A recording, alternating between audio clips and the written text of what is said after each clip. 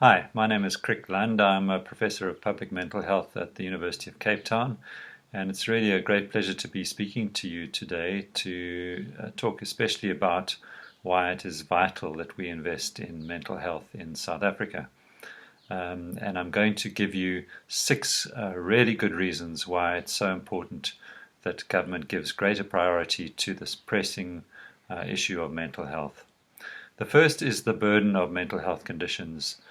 The latest estimates from the Institute for Health Metrics and Evaluation on the global burden of disease indicate that around 15.9% of South Africans will suffer from a mental or substance use condition in a given year. And if we include intellectual disability and epilepsy, in other words, neurological conditions, this rises to 16.2%. So really a substantial proportion of the population suffering from these conditions.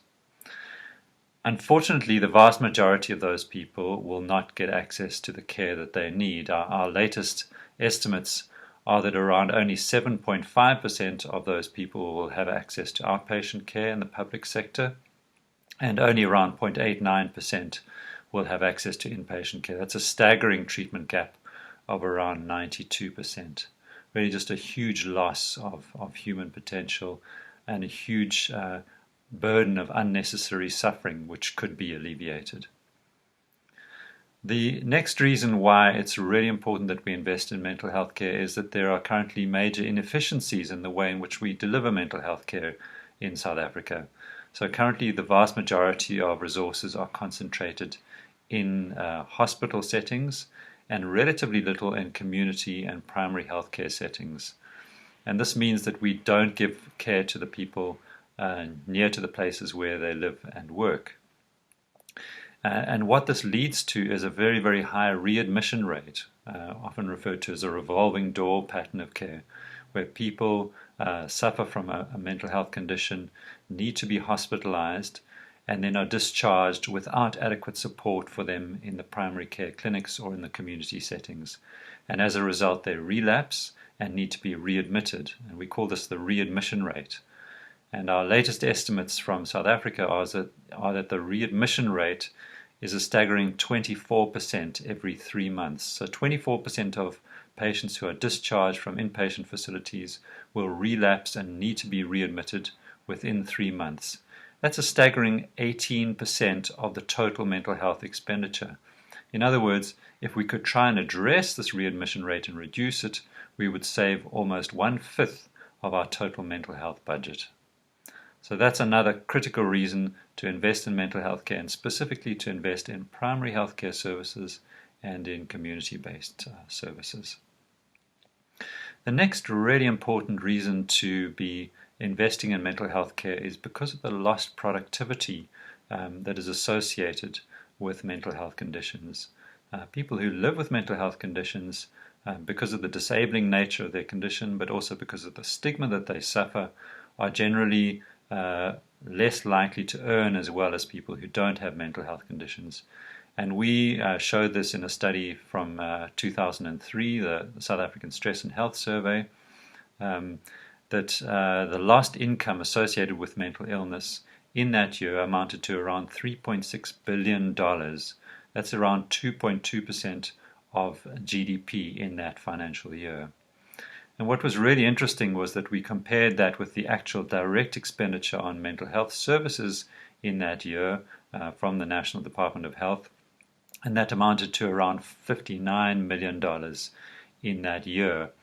In other words, the spending on mental health services was nowhere near what the society was losing as a whole in terms of lost income. To put it more plainly, it costs us more to not provide mental health care than to provide mental health care. The next reason why it's vital that we invest in mental health care is for the human rights reasons. People who are suffering from mental health conditions frequently endure human rights abuses. They don't have their full rights to care, their full rights to personhood, to living a full and supported life. And as a result, this is a massive loss of human potential. We really need to harness all of our human potential to tackle pressing societal issues like poverty, inequality, and climate change.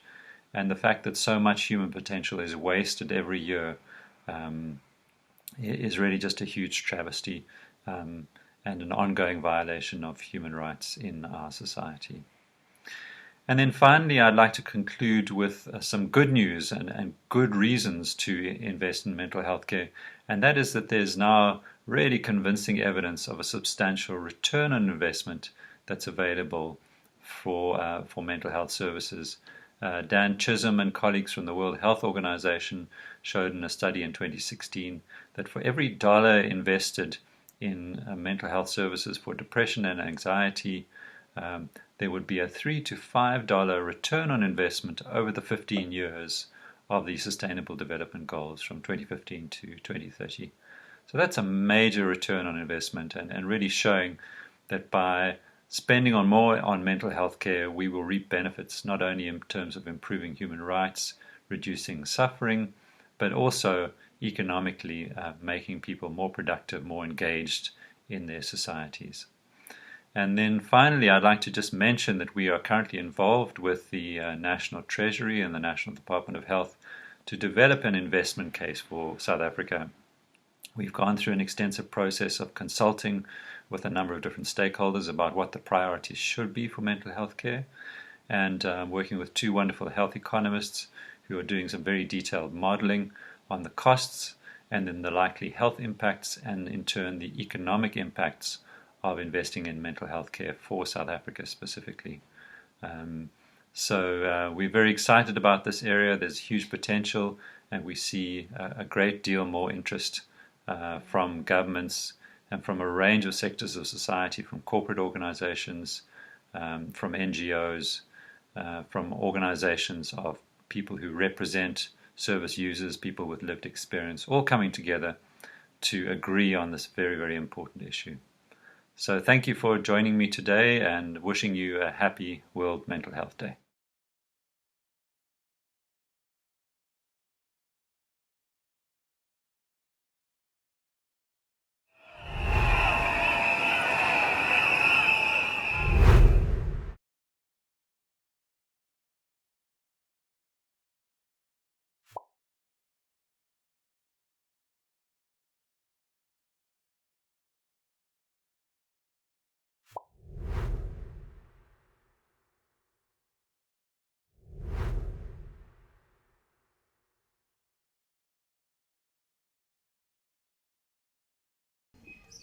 On average, children living in the communities we work with go through 8 traumatic events a year. This includes a child seeing someone being shot or stabbed, loss of a loved one, or a parent misusing substances in the house. At Ways for Change, we know that when a child is exposed to repeated traumatic experiences, a toxic response happens. This affects how they manage their emotions and behaviors and could lead to mental health problems such as depression, anxiety, or even drug use. At Ways for Change, we fuse the thrill of surfing and trauma-informed mind-body therapy. We teach them to self-soothe. This helps them cope with the mental health problems and reduces further damage in future.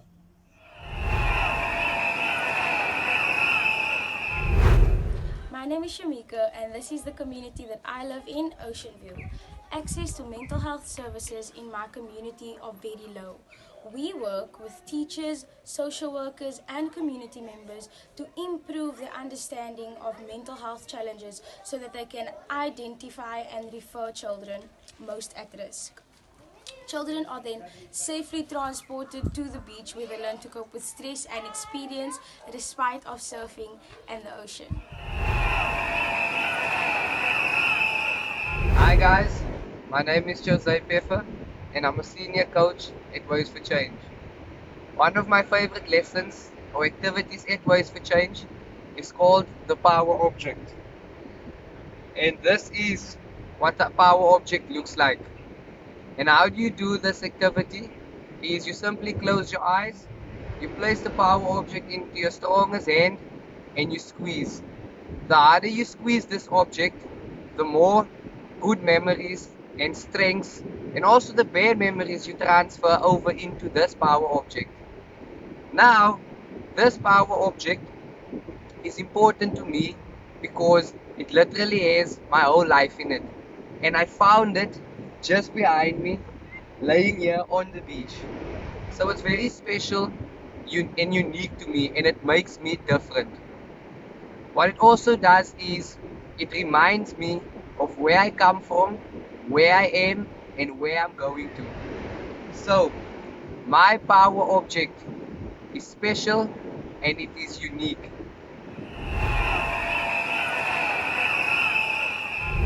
My name is Asipe and I'm living in Masiphumelele. Growing up in Masiphumelele, it's a lot of challenging and stress. But I didn't have access to mental health support. Since I became a Ways for Change coach, I have my own breakthrough because I learned how to deal with stress. And I also have self-soothe learning how to surf, something I never thought that I will able to do. Surfing allows me to experience the healing of the ocean, and it also helped me to focus on my short and long-term goal for the future, because I know the trauma and the challenge that children they go through in my community. And I'm also able to be a coach and a role model to help them with the tools like power hands, make them to copy and know their strength and resilient.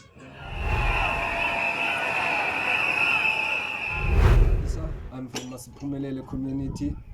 As a Ways for Change coach, I also had my own mental health breakthrough as I grew up in an environment that says man doesn't cry.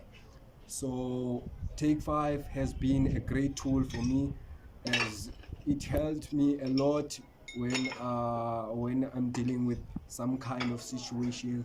So it helps me to cope and be able to make positive choices, So when you do a Take 5, you close your eyes because you don't want to be disturbed by the things that you see, and you close your eyes and slowly take a deep breath through your nose and out through your mouth. As you keep on doing that, you identify, you actually got to see, you got to understand how you feel at the moment, and it's being aware of how you feel is everything.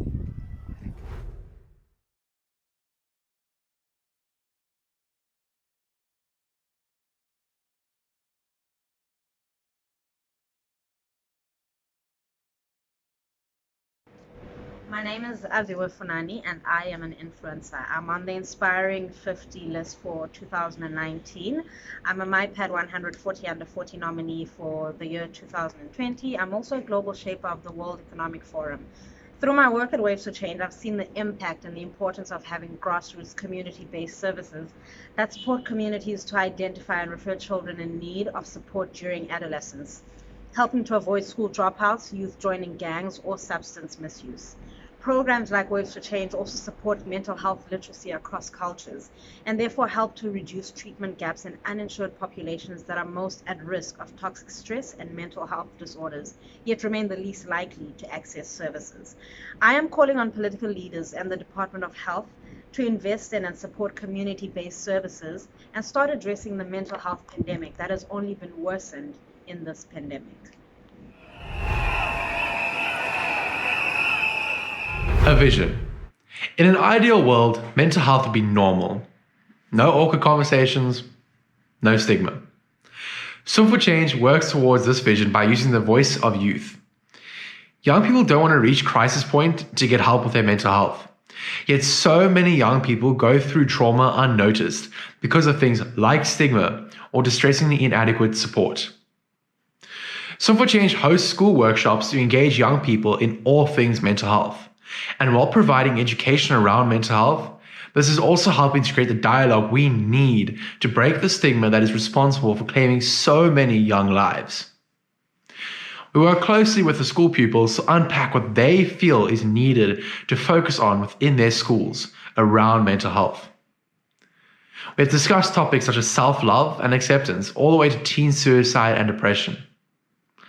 One of our major projects is to host 12-hour Swimathons. These Swimathons are based on the analogy that mental illness is something that is a constant struggle for many people and just can't be paused because it's wearing you down. Similarly, keeping a swim going for 12 hours is also a struggle, but it can be achieved by asking for help from others. Yes, it will be tough, but there is support along the way, and that also you're not alone. Policy change is critical in South Africa. We need policy change within our government, and particularly our schools, in order for positive change to happen in regard to mental health. Swim for Change, with the help of the Commissioner for Children in South Africa, continues to pursue this goal. Having school policy in place will ensure accountability, and schools have to realize that mental wellness is vital for positive youth development and happier, supported school life. I could spend a whole lot of time telling you about the things that Swim for Change does to create awareness and education around mental health. But I also want to tell you the why. Why do we do what we do? I remember sitting down as a 13-year-old, going online, trying to find some resources on mental health. To my surprise, there were very few resources available in a South African context. But what stood out the most for me was that the resources that were available were pages and pages of tiny font with big words on it. It's intimidating. It's off-putting for the youth. It is a problem. We need to get resources out there that is easier for the youth to understand and process. We wanted to create a discussion around mental health, to break the stigma around talking about mental health. It was time to take action because the youth are struggling. We have seen the mental health care systems in South Africa take one step forward and a few steps back for years now. This time, we need real help. We don't have enough child psychiatrists in the public sector. Many drugs critical for the management of chronically disabling conditions such as bipolar disorder and depression are routinely unavailable. Statistically, fewer than 1 in 10 people living with a mental health condition in South Africa don't receive the care they need. Yet, our government has only allocated about 5% of the health budget to mental health. For young people, time matters. In 10 years from now, many youths may become broken adults. We need to be cared for and protected. We do not deserve to feel worthless and hopeless. It is time we change people's attitude towards mental health.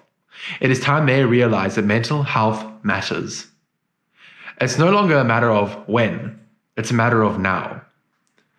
I call on you to join the movement, to demand and create actual impactful change. Because together, everyone achieves more. Hi, my name is Masutane Mojaji from the South African Federation for Mental Health, which is the oldest national mental health non-governmental organization in South Africa. For the past 100 years, we have been working tirelessly to advocate for and promote the mental health of all South African citizens.